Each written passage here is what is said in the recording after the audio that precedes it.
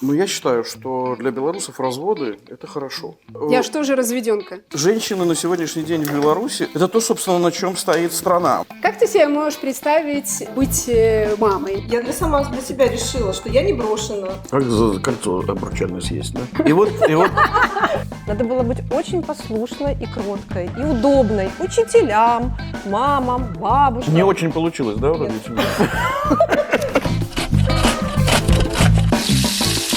Государство хочет, чтобы женщина воспитывала детей так, как будто у нее нет работы. И это же государство хочет, чтобы женщина работала так, как будто у нее нет детей. Мне повезло, меня воспитывала моя мама и очень многому меня научила. Шить, вязать, плести макраме, убираться, готовить. И за что я ей безумно благодарен, а, наверное, еще больше за это благодарна ей моя супруга. Но сегодня мы поговорим о всех мамах, о тех, которые воспитывают детей в полных семьях, в неполных семьях. И мне очень хочется, чтобы это был разговор добрый, спокойный, но чтобы мы не забыли о тех проблемах, которыми государство награждает наших мам, наших любимых женщин. Так что перетрем о наших мамах. Сегодня я буду готовить блюдо, которое, я думаю, что практически в каждой белорусской семье готовят мамы или бабушки. Это жареная картошка с лисичками, луком, сметане, с малосольными огурцами. Это то, чего иногда хочется до приступа. То есть, когда хочется, просто вот, кажется, отдал бы жизнь за это. И первая моя гостья – это Ольга Мжельская, которая куратор, искусствовед, которая блестяще разбирается в искусстве. Она же мама прекрасной девочки, о которой она тоже нам, наверное, расскажет. Вот и Оля. Привет. Рад тебя видеть. Я тебя тоже. Располагайся. Ты будешь... Ну, не тут, я Ты надеюсь. будешь готовить? Нет, тут ты будешь готовить, а я буду А ты смотреть. будешь помогать? Не буду. Я как твой муж стараюсь, как бы, чтобы... Чтобы я все могла сама, да? Нет, чтобы я мог готовить. Ни в чем себе не отказывала. Да. Значит, делаем мы картошку с лисичками в сметанном соусе с малосольными огурцами. Ну, то есть по-гурмани, по-белорусски. Знаешь что, ты сейчас для меня вот ощущение было, что ты сошла с фотографии. Я увидел перед записью фотографию, где стоите ты, доча, мама и бабушка. Да, И это меня просто вот до слез тронуло, потому что это когда вот эта женская преемственность, она просто невероятно подкупает вообще в жизни, потому что ты когда видишь вот это вот 4 поколения, ну это значит, что уже есть даже прабабушка. То есть ребенку позавидовать можно, у нее есть прабабушка. Ну, прабабушкой мы ее не называем. Ну, конечно, нет, упаси Господь. Пока, значит, пока ты можешь порезать вот Давай. мелко укроп, Я левша, поэтому ты не пугайся. У нормально. меня в семье всегда мама, бабушка очень боялись, когда я хлеб в руки брала, чтобы нарезать, потому что у всех замирало сердце. Ну, выглядит это очень странно, не так, как у всех. Может быть, поэтому у меня муж тоже левша. Да, Федя же левша, точно. Моя мама очень неординарный человек, она вынуждена была растить нас с братом, пока папа был на гастролях. То есть, папа был на гастролях по полгода в году. И она запрещала нам учиться играть на любых музыкальных инструментах. Она говорила, я хочу позаботиться о ваших женах, чтобы они Не оставались одни. не оставались одни. В итоге мы теперь с женой, вот у нас в прошлом году было 60 перелетов. Но зато вместе, правда. Мама была довольна. И вот папа привез ей из поездки в Западную Германию колье такое серебряное с какими-то камнями и подарил ей. А они жили на общей кухне, вторая семья была, это семья фотографа. И этот фотограф говорит, Галя, хочешь, я сниму тебя вот в этом колье, это так красиво. Он сказал, конечно, сними. Он говорит, так ты одень что-нибудь, надень. Она говорит, ну, у меня нету черного платья, вот это колье. Он говорит, жалко. Она сказала, ну, мы сейчас сделаем платье. Она взяла папины черные концертные брюки и вот так накинула их 2 штанинами. И с этим колье получилось декольте. И эта фотография, это у нас такая любимая фотография в семье. То есть она, когда смотрят, говорят, наверное, вы очень богато жили. Я говорю, да, только это папины штаны. Да. Я тебе дам лук. Чтобы я плакала. Конечно, потому что Но ты... я действительно очень плачу, когда режу. Я тоже, тогда мы будем с тобой вместе резать. Хорошо. Потому что хотя бы поплачем вдвоем. Вдвоем, да. Ты Насчет хотела выставки? маме моей узнать? Да, но мама... Мама у меня очень сильный человек, и она меня с детства учила быть сильной. Но получается, во-первых, почему она была сильная? Потому что папа был довольно слабым человеком, и ей приходилось... А мы тонко режем или нет? Мы вот так режем. Ага. И ей, в общем-то, приходилось на себе тянуть все, будучи очень юной. Она вышла замуж в 19 лет, родила меня в 19 лет. Поэтому у нас маленькая разница, и мы с ней всю жизнь были подругами. Конечно, как это, без всяких травм не обошлось, поэтому, да, есть разные нюансы, которые мы с мамой друг с другом обсуждаем сейчас. Ты мне скажи, вот эта ваша линия по мама, бабушка, прабабушка, Ну, это там же бабушка, если что, это не мамина мама. Это- Мамины родители, к сожалению, умерли это давно, папина, и да? это папина. Мгм. Но, а папа тоже умер, в общем-то, давно. И получается, что родители моего отца, они для моей мамы как родители. Ну, понятно. Ну, это как для меня, например, родители жены после ухода родителей моих стали, абсолютно заменили мне их. А скажи, да, но это вот эта линия, как бы, она это работающий механизм, назовем это так. Это линия, которая работает, то есть вы обсуждаете там вместе, вы все время пересекаетесь, или это... Сейчас же пересекаться нам сложно, потому что все-таки мама, бабушка находятся в Беларуси. Бабушка, ей 84 года, она приехала мне помогать, и здесь, в Варшаве, в незнакомом городе, ездила на трамвае, возила дочку в сад, ухаживала за ней. Ну, а дочка же у меня еще такая очень темпераментная дама, то есть Скажем там так. ей как бы нельзя сказать, что там... Так, сейчас ты надеваешь колготки там, и идешь завтракать. Ну, ты тут же получаешь ответную реакцию прям в лоб. Вот, ну ничего, справилась. В какой-то степени бабушке пришлось смириться и принять то, что не всегда получается управлять маленькими женщинами. Скажи, а папа ушел, когда это произошло? Папе было 48 лет, он был известным бодибилдером, спортсменом. И, ну, случилось два инфаркта, один за другим. А когда скорая Сколько тебе лет приехала... было? 26, где-то так. 26. То есть и после этого мама уже одна стала? Не, она еще до этого они расстались. Это такая очень долгая история. Ты непростых росла отношений. тебя, можно сказать, что тебя мама воспитала?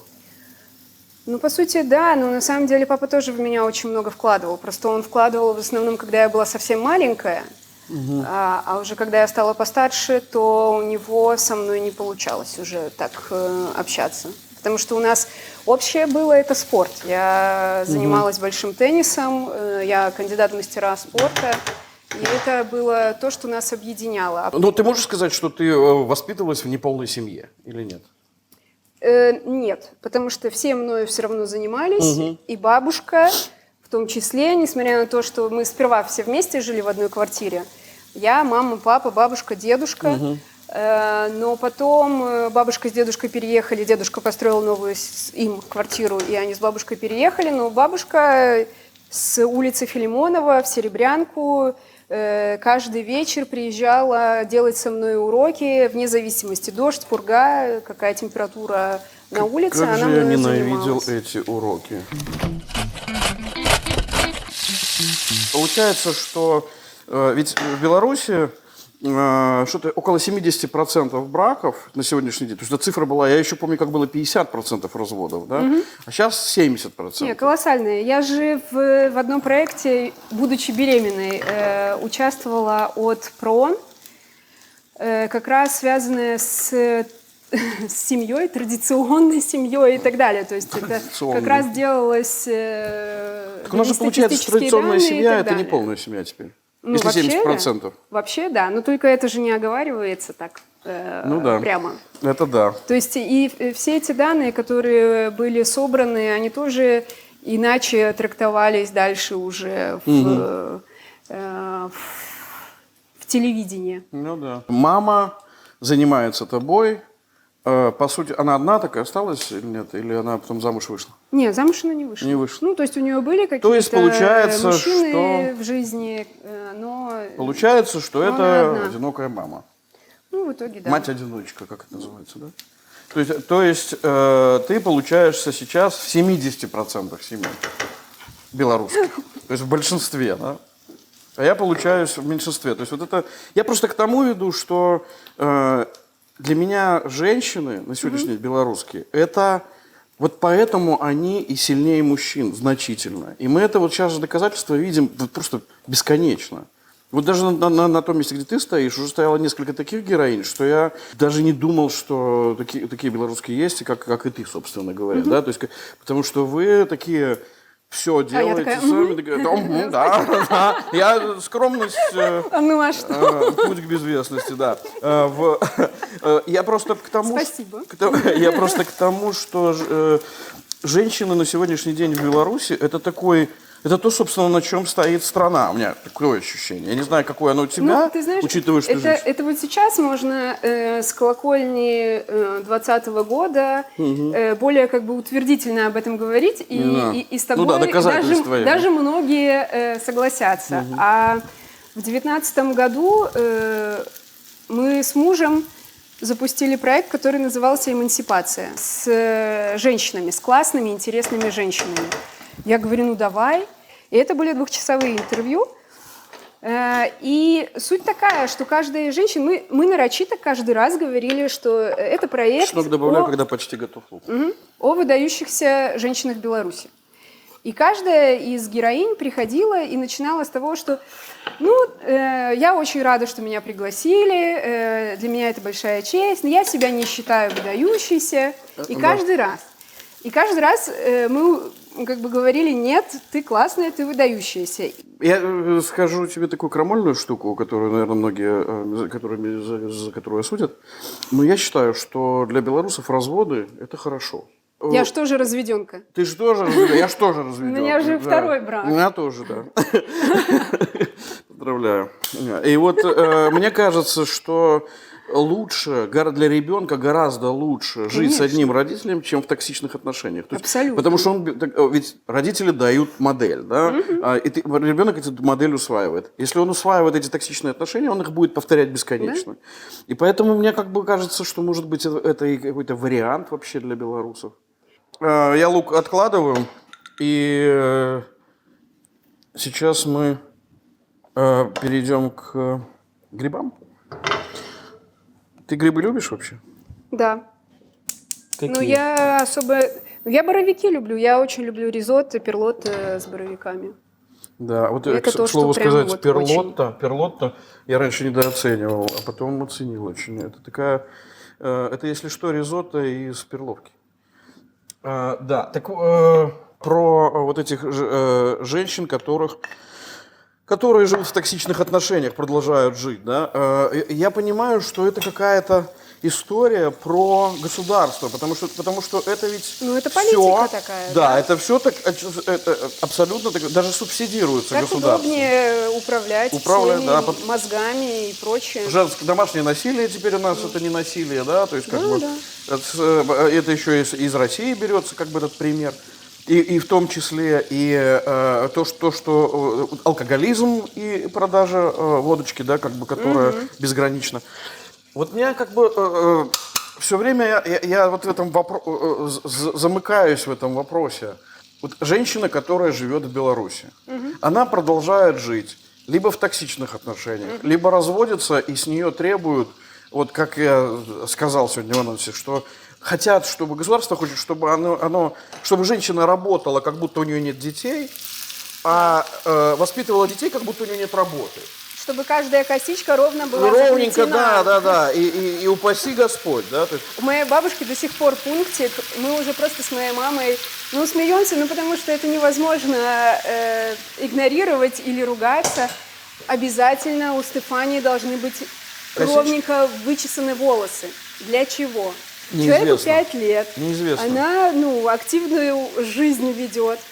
абсолютно. Нету колтунов и нормально. Да, и у нее, Зачем эти у Стефании же косы и есть прочее? мама еще, вы в курсе? Да. Да, и мама как-то может Мама говорит, разобраться. Типа, спокойно. Да, это как... Или там моя бабушка говорит, нужно, чтобы Стефа, ты должна быть кроткая. Я говорю, для чего? Для того, чтобы ею было удобно управлять?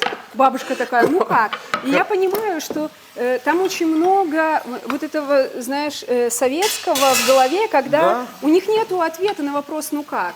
Ну, в смысле, для чего? Для чего? А на самом деле это же вопрос, как бы который вот не просто задается. структура, в которую их вставили, и все. Обрати внимание, они же не задают даже этот вопрос. Не, Для он чего? не То есть он возникает. незачем, потому Так что и зачем, это- если нам же объяснили, зачем это. И это при том, что моя бабушка, мой дедушка, это же не люди, которые, там, не знаю, всю жизнь на заводе работали, гайки точили. Они инженеры, дедушка заслуженный строитель. Он до 82 лет работал. Он один из лучших специалистов, замены которому не было, поэтому он так долго проработал. Понимаешь? Но при этом... При этом говорят, а почему вы не пеленаете ребеночка? И говорят это матери. То есть, а мать же такая дурочка, да, что она не знает, что она хочет от своего ребенка, да, и она вот не пеленает специально, потому что она ничего не поняла в этой жизни. А бабушка какая-то поняла.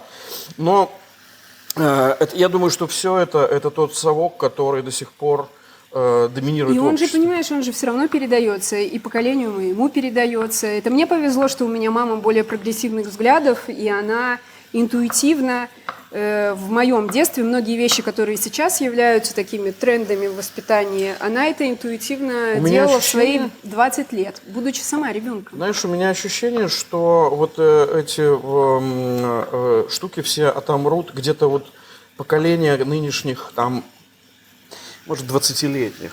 То есть вот где-то тут эта граница, когда Но они уже другие. они Это уже правда. другие, и они не хотят слушать. То есть они этого не хотят слушать и слышать, и это На правильно. них, где сядешь, там и съедешь. Это абсолютно, прекрасно. абсолютно. На моей Мне дочке очень нравится. точно так же, мне тоже.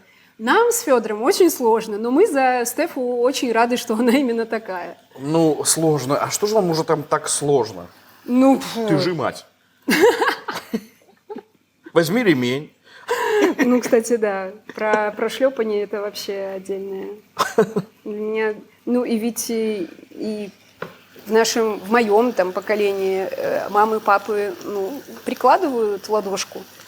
Да, Попки так это, детской. да. Не для того, чтобы потискать от любви, а чтобы послушался это, ребенок знаешь, и был удобный. ощущение, что вот эта генетика, советская генетика, она как бы, она живет и живет и живет и живет. Она умрет, безусловно. Но это такой долгий представь, процесс, потому сколько что... десятилетий это все в Да, голову потому что и вот с вкладывалось. этими пороками удобно жить. То есть ты как бы, тебе не нужно волноваться, там, что там подумает твой сын.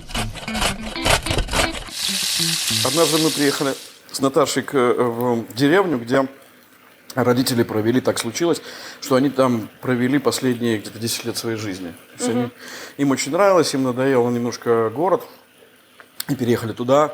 И это около Молодечной, деревня Месота. И однажды мы приезжаем туда с Наташей, чтобы пойти сходить за грибами.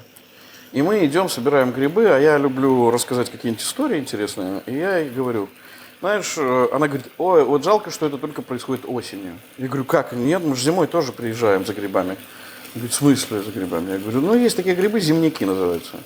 Они растут прямо из снега, торчат такие черные шляпки. И мы ходим с семьей, собираем эти грибы. И очень вкусные. Она говорит, а на что похоже? Я говорю, на грузди похоже. Ну, хорошо, да. И мы приходим домой, собрали там грибов, 2 корзинки. Приходим домой, и Наташа говорит, маме моей, Галина, так вы зимой еще собираете грибы? Мама посмотрела на меня, я сделал головой вот так, и она говорит, да, конечно. Я говорю, представь, она никогда не знала про земляки ничего. И мама начинает ей втирать целый вечер историю, как мы ходим зимой за грибами. Так вы легко спелись.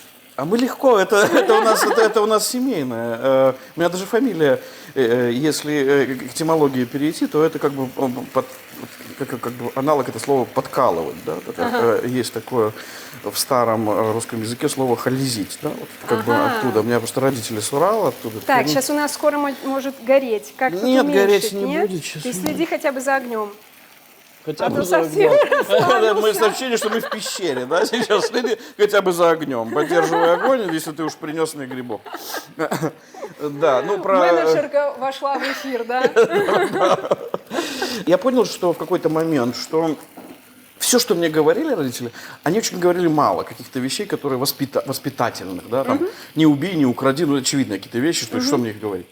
И я заметил недавно, как я общаюсь со своими актерами, с нашими, которые в нашем театре работают. Разные актеры, приглашенные, не приглашенные. И я общаюсь так, как общался с музыкантами, с которыми работали с моим папой. Вот он был художественным руководителем тоже, и он общался так с музыкантами. И я смотрю, что я общаюсь так же. Те же там какие-то шутки, и я понимаю, что мы получаем от родителей и в большинстве от мам как раз модели, как себя вести. Да. Я тебе подтверждаю,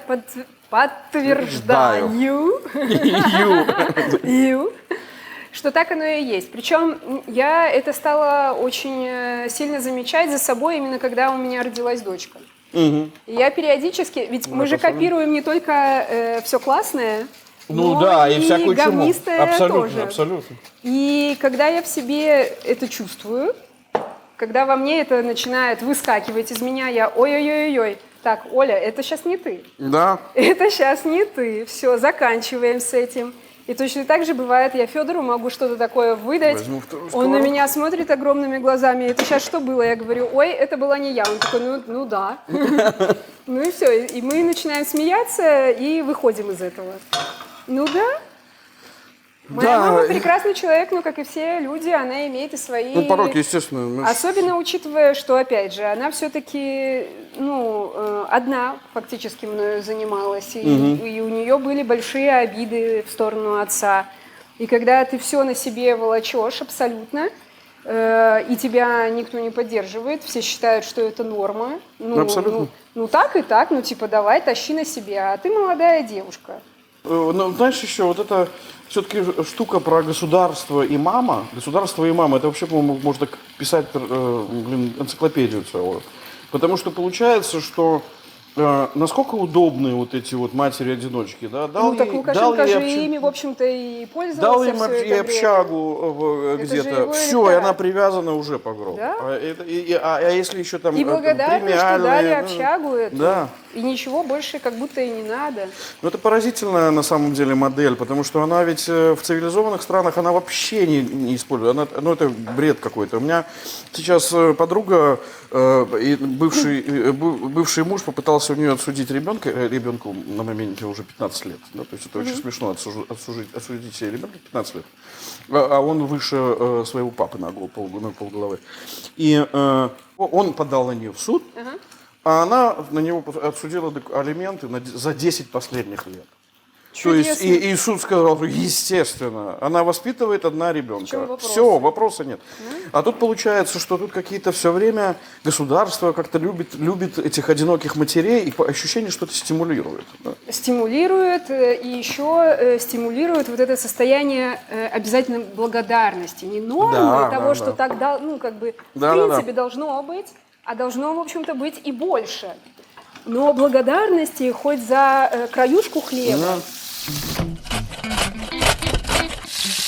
У тебя вот твое окружение, твои там, например, подруги, это среди них много одиноких матерей? Среди них, скорее, можно сказать, много одиноких женщин, у которых детей нету. Я бы скорее в эту сторону сказала, такая на самом уже деле. близко к child-free истории, да? Да, да. Где-то по собственному желанию и выбору, а где-то такие обстоятельства, что женщине тяжело найти мужчину себе ровней. Да, Ну, согласен. вариант лишь бы не пил, ну, как бы Ну, в не, 21 для умной веке не женщины это смешно, прокатывает. да. Это, кстати сказать, нам наша подруга тоже сказала однажды, говорит, мы сидели втроем с ней, с Наташей, и она жаловалась на то, что она там рассталась с человеком и вот не может никого встретить. И вдруг мы вот ощутили вот эту штуку, знаешь, когда... А где его встретить? Ну, как, это же не то, что ты выйдешь на улицу, да и встретишь, да? Нет. А вот где? А как? И получается, что это сейчас стало какой-то системой уже. Люди женщина умная, ей нужен сразу человек с интеллектом, тут уже никто не хочет себе Ну, потому что просто абы поговорить, в кого. общем-то, вообще-то. Как-то же надо и поговорить в конце концов. И вот мы с Федором очень любим Давай, сесть добавь. на кухне и поговорить. Сбрасывай. Давай вот к мамам вернемся. Фух, мне уже жарко. Давай-ка я продолжу. Мы опять поменяем мизансцену. левша и правша столкнулись, да, не могут разойтись. Как ты себе можешь представить быть мамой? Ну вот я представляла себе до беременности, Ну, насколько я потяну, это не потяну. ну, Но я мог сколько бы я представить, не пыталась представить, это невозможно, пока это невозможно? с тобой не случается. Невозможно. Вот оно случилось, и ты узнала, Да, познала. а я еще... Нет, ну я уже И все-таки... У меня если там мало две ли дочери, тебе так не я... понравилось, то отката назад нету. У меня все-таки две дочери, поэтому я могу представить, как быть мамой. Но в целом, конечно, когда ты выстраиваешь в голове вот этот весь кошмарный набор, чего тебе нужно делать, будучи мамой, я теряюсь. Я, Понимаешь, честно... есть же такая, извини, что я тебя перебила, ты, наверное, что-то важное хотела сказать. Это не совсем важно, а это, знаешь, это из мироощущения. Я не могу представить такую многозадачность, Да. потому что я От ее неё никогда не рехнуться можно. проживал. Я ее никогда не проживал. И когда мне говорят послеродовая депрессия, выражение, я говорю, так у меня была бы и предродовая, родовая и послеродовая депрессия. И все И это вообще длилось бы не бы выходил до бы из 18-летия этого. ребенка. Блин. Да. Понимаешь, просто получается так, что ты же в голове мысль о присутствии ребенка в твоей жизни держишь нон-стоп, каждую секунду и долю секунды. Каждую свою там, рабочую встречу, рабочую поездку, вечернюю встречу с кем-то, дневную встречу с кем-то, ты все равно сопоставляешь с графиком своего ребенка, а не дай бог еще там ребенок заболел или еще что-то. То есть, ну, это ты из костюмчика мамы не выходишь, даже находясь в офисе. Знаешь, у нас, похоже, уже все готово. Мне осталось только добавить сметану сюда и укроп. Картошка готова, и мы, в принципе, заканчиваем. Но вот если говорить о приготовлении, то я тебе скажу одну штуку. Наверное, проблема мужчин, а такая проблема существует, у мужчин существует проблема. Проблема мужчин в том, что они недооценивают и недопонимают вот эту женскую многозадачность и вот этот вот кошмар материнства, как в плохом, так и в хорошем смысле. Вот это, так получилось, что мы немножко разные. И мужчинский эгоцентризм, он... Хотя мозг одинаковый. Мозг одинаковый. Ну, там есть некоторые нюансы. Есть Я недавно нюансы. узнала как раз про то, что ты сейчас говоришь. Это про то, что связи между правым и левым полушарием у мужчин на больший как бы, масштаб ориентируются, а женщина может каждый кустик заметить. Да. На мелкие детали. А ты знаешь, что делает мужчина, который едет в машине и выясняет, что он заблудился? Что он делает первым? Ну, ты мне скажи, Выключает радио. чтобы сосредоточиться. Давай будем есть. Давай.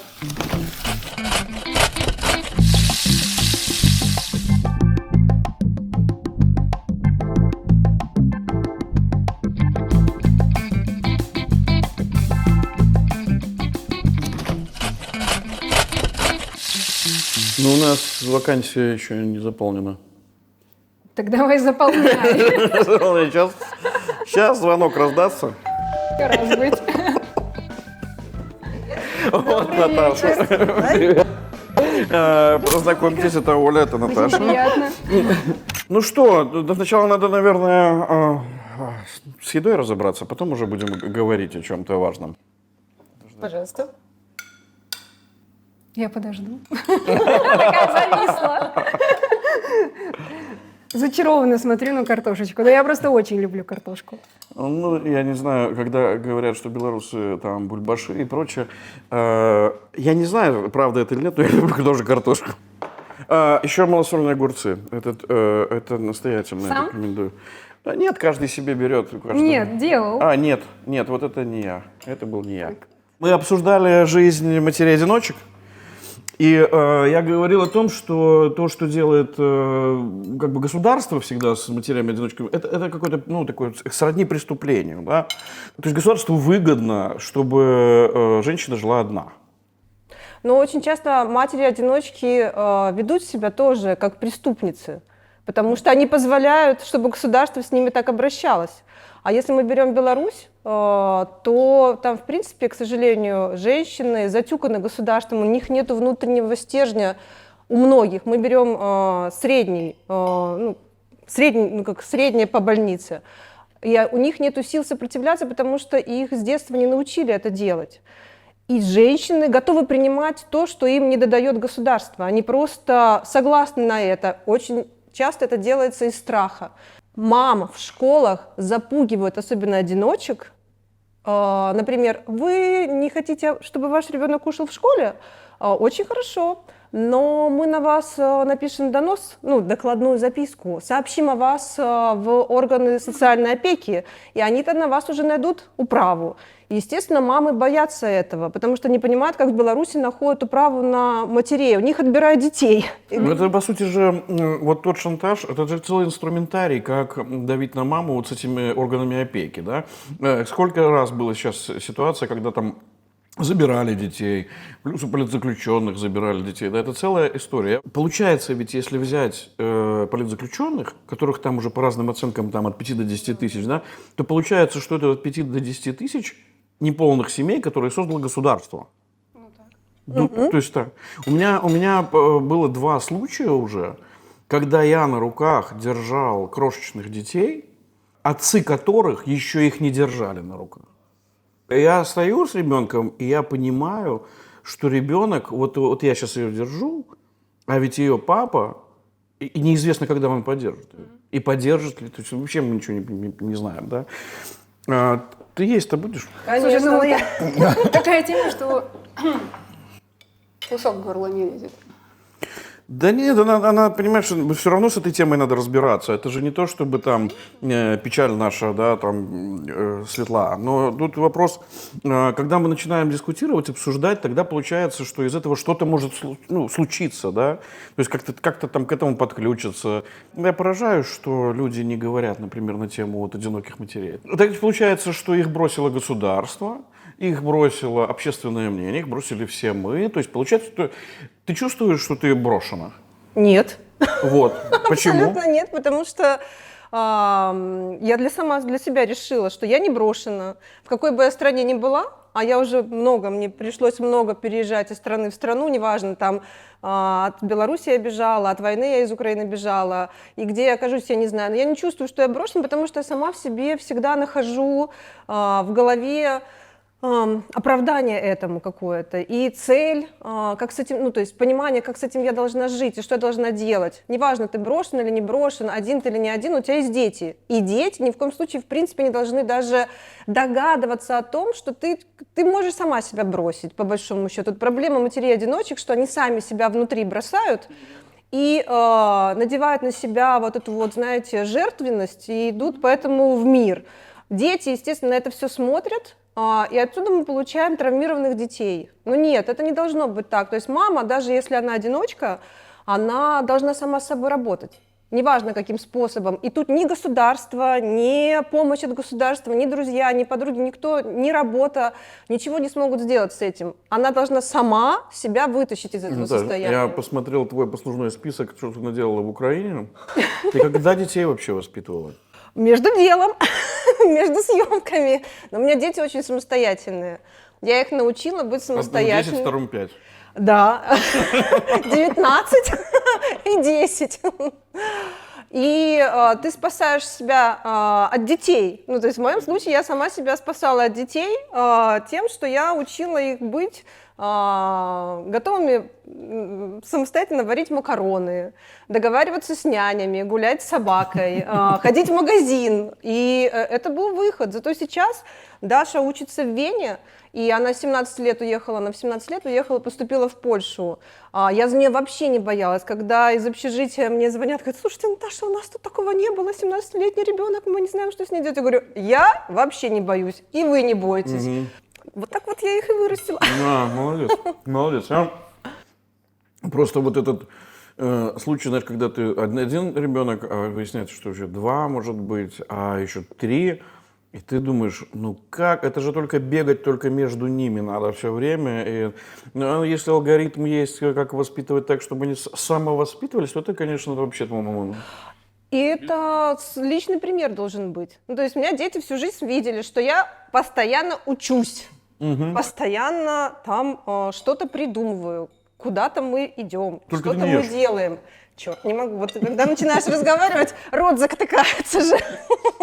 Вспомнил, у нас был случай, мы с Наташей поехали в экспедицию в Гану, это в Африке, такое государство, и там мы разговаривали, ну, мы занимались вообще темой смертной казни, а параллельно разговаривали с разными общественными деятелями, и вдруг услышали словосочетание такое: лагерь ведьм. Мы говорим: в смысле? Он говорит: ну, а вы не знаете? Мы говорим: нет, не знаем, никогда об этом не слышали. Он говорит: у нас в Гане есть лагерь ведьм на севере. Мы говорим: в смысле лагерь ведьм? То есть 159 женщин живут в этом лагере ведьм. Ну, выбора не было, мы туда полетели. Ну, я так понимаю, это женщины, которые сами приняли решение уйти. За которых приняли решение отправить их в лагерь Я надеялась ведьм. на лучшее. Мы все надеялись на лучшее. Мы приехали туда. Вот это абсолютно такая Беларусь. Это родственники решили, что зачем пожилую женщину, мать, лучше признаем ее ведьмой. А чтобы признать ее ведьмой, нужно пройти такое испытание. Например, сливается всякой дряни в один там ковшик, да, и она должна это выпить. И прикол в том, что если она поморщится, значит, она ведьма. А слито там...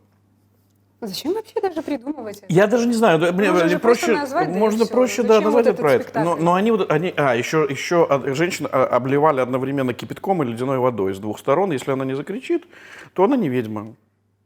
Можно не закричать от кипятка и ледяной воды.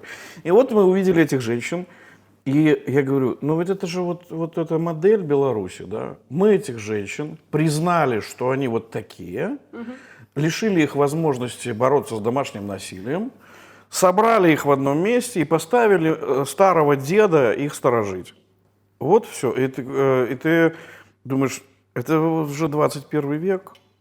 Ну, 21. Это же и про то, что мы с тобой, пока готовили, обсуждали, про кроткую девочку, которую воспитывают. Да.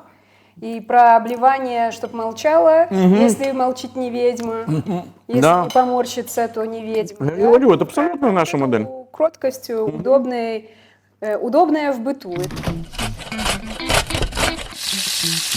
Но опять-таки кроткость женщин и девочек идет из семьи. Вот где их с Да, детства воспитание. заставляют быть кроткими. Я просто помню, как меня воспитывали. Надо было быть очень послушной и кроткой, и удобной учителям, мамам, бабушкам. Не очень получилось, да? у Нет. родителей? Потому что я от них рано ускакала. А Сколько у лет? меня получилось. Но потом я сделала в 27. Нет, я это раньше гораздо сделала. Я сделала вот буквально первый протест был, я не пошла на выпускной в школе, потому что я четко помню, как мне поставили 3 по физике за то, что я пришла с накрашенными губами, хотя это был мой самый любимый предмет. И у нас вел его Гербутов Валерий Александрович, он был учителем года, ему Горбачев вручал приз. И у нас постоянно были какие-то съемочные группы. Я помню, что я все время вытаскивала, у нас была самая такая парта задорная. И он не протестовал, не защитил меня перед завучем. И у меня первое тогда было такое: в смысле? Ты же мужик, мы же это, я ж все тут для тебя делала, а ты из-за каких-то губ позволил мне поставить 3, хотя это был реально мой самый любимый предмет. И тогда я сказала, что все, я на выпускной не пойду. Родители сказали, как? Я говорю, а вот так. Чем родители занимаются? У меня папа работал в связи, а мама была всю жизнь домохозяйка. Но это тоже вопрос, наверное, к папе. Он в какой-то в свой момент не разрешил ей работать, учиться и все прочее. Она там вырывалась на какие-то такие простые работы. И у нее был всегда страх, что раз у нее не получилось, значит, и у меня не получится. Я вот с детства все время слышала, куда, какое БГУ? Ты что? Поликлиника, карточки носить. И если бы я не встретила очень важного человека в моей жизни, там, отец моей подруги, он был министром культуры, Александр Владимирович Сосновский, мы жили в одном подъезде, и я помню, он меня просто, как-то я к ним пришла очередной раз в гости на какой-то праздник, мы очень дружили, он говорит, это позор, что у моей подруги подруга не учится, пожалуйста, собери свои мозги и куда-то поступай. А я уже в этот момент очень удачно работала в поликлинике, карточки реально носила. Уже карьера выстраивала. Конечно, у меня уже была первая запись трудовых книжек. Лучше всех штамповала. С первого этажа уже на 2-й постелили. И все, и вот я встретила правильного человека в моей жизни, он меня выпер в учебу, и родители мне, папа поддержал, мама говорила, ты что, как ты можешь оставить поликлинику, я же договорилась уже. Вы знаете, у меня, мы сейчас закончили постановку оперы, уже премьера прошла, и у нас работали белорусы, украинцы, и там, вот, если брать руководство, кто непосредственно управлял всем процессом, то это 5 девушек. И только одна из них, у нее нет детей. Остальные все мамы. И мамы с маленькими детьми совсем. Но они понимали, что это тот проект, где им нужно отработать. И шли на все, чтобы этот проект записать себе в актив, потому что это потом то, что можно показать своему ребенку. То есть ты думаешь именно вот с этой точки зрения? Ну, точно не с финансовой, потому что это не про финансы же, про какие-то карьеры. Про удовольствие, может, от работы. Нет, это карьере, ну да, в портфолио ты можешь это записать, но в нашей индустрии карьера не так немножко выстраивается. Они были вот им надо это сделать. У меня ощущение, что белорусы это вот люди, которые выживали, когда на нашей территории шли войны, да, то есть одни идут против других, но почему-то больше всего нам достается, да, и адаптивность, это, кстати, и вот про женщин, и про матерей, одиночек тоже, да, что адаптироваться к ситуации, к условиям, к сложным условиям, это нормально, то есть и найти какие-то алгоритмы выживания, да. Либо в хуторской жизни, либо в лес уйти, либо партизаном, либо полицейским, то есть неважно, то есть там уже разбираются, как выживать, да. А потом там укоряют, там, а почему у вас были вот и полицаи, и партизаны? Ну, потому что мы не начинали эту войну, вот поэтому мы как-то и так получилось. И вот это да, а сейчас получается, что женщины прям в авангарде. То есть вот, когда говорят там, что типа, так, вспомните, вот, вы же понимаете, что в 2020 году все началось, там, вот эти женщины проявили себя.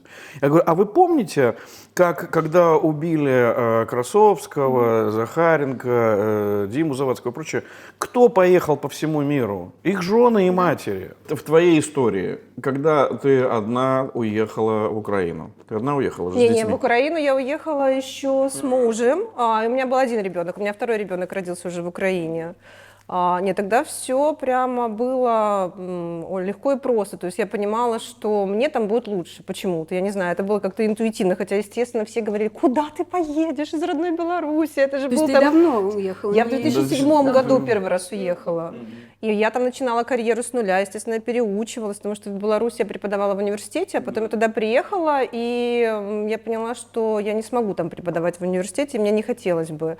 И я пошла учиться в интершколу на продюсера, и уже строила карьеру с нуля, с ребенком. Ну, судя по тому, сколько у тебя проектов там на телевидении, это получилось все, да? Да, это все было очень здорово, с нуля, вот прям с административных должностей, и бывало такое, что Ну, разные курьезные ситуации были, когда там съемки 24 часа в сутки, ты не можешь вырваться, и няни, ну, то есть мы как-то справлялись. Все равно этот вопрос решался, потому что мы помогали друг другу все. У нас там была своя белорусская диаспора, потому что мы в большой компании уехали когда-то. Мгм. И все нормально было, в общем-то. Молодец. Это потому что когда такой, знаешь, у белорусов редко увидишь такой послужной список. А ты что, кто тебе разрешил зайти? Санек, ты же воспитанный мальчик. Молодец. Молодец. Я говорю своим студентам, в искусстве скромность – путь к безвестности. Поэтому, если тебе хочется огурец, подходишь и берешь. У нас еще есть картошка с грибами, ты зря ими пренебрег. Что нужно сделать белорусам, чтобы изменилась вот эта вот тенденция использования этих матерей-одиночек государством? И можно ли вообще что-то сделать? Когда ты перестанешь демонстрировать страх, что ты боишься, что с тобой что-то могут сделать, наверное, эта тенденция как-то изменится.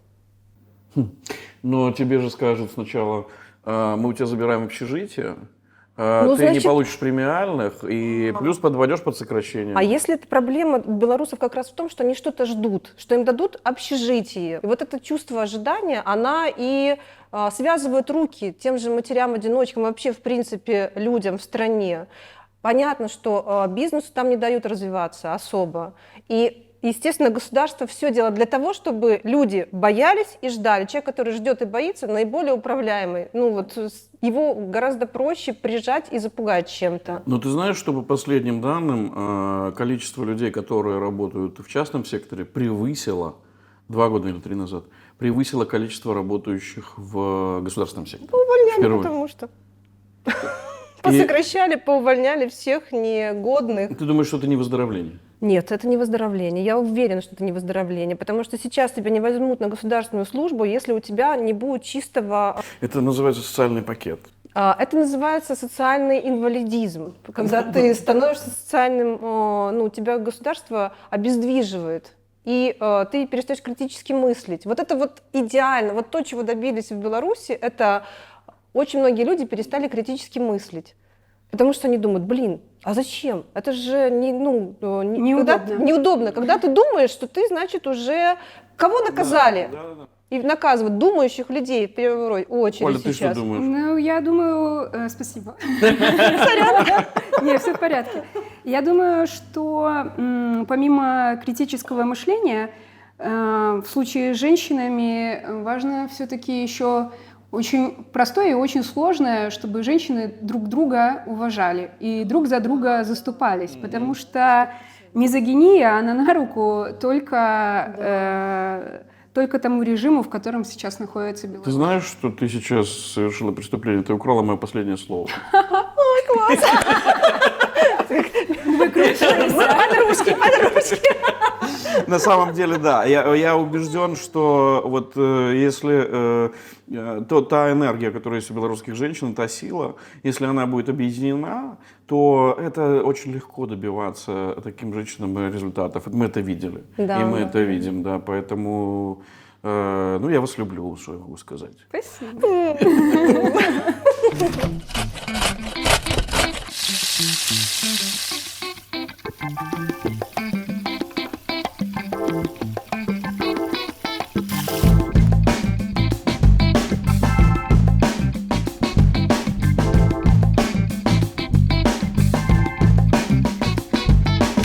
Когда мы говорим или думаем о матерях, которые воспитывают детей в одиночестве, мы даже не можем представить себе на 1 грамм, что они испытывают с точки зрения социального прессинга, с точки зрения экономического прессинга. И как много задач они обязаны выполнять, чтобы воспитать своего ребенка. Да, государство здесь не помощник. Наше государство – это то государство, которое хочет только этим пользоваться, топя за какую-то абстрактную традиционную семью, не уделяя даже секунды тому, чтобы прекратить домашнее насилие. Мне кажется, что нам нужно просто оглянуться вокруг, посмотреть и понять, как много вокруг нас очень хороших, очень милых людей. Я говорю сейчас в том числе о наших мамах, которые сделали для того, чтобы мы выросли все, что они могли сделать. И если у вас есть желание, а я надеюсь, что оно у вас есть, то вы сейчас возьмете телефон и наберете мамин номер и скажете ей о том, как вы ее любите. А мне осталось позвонить только моей любимой теще, которую я не называю тещей, и сказать ей спасибо за то, что она смогла заменить мне мою маму, и за то, что она меня так сильно любит.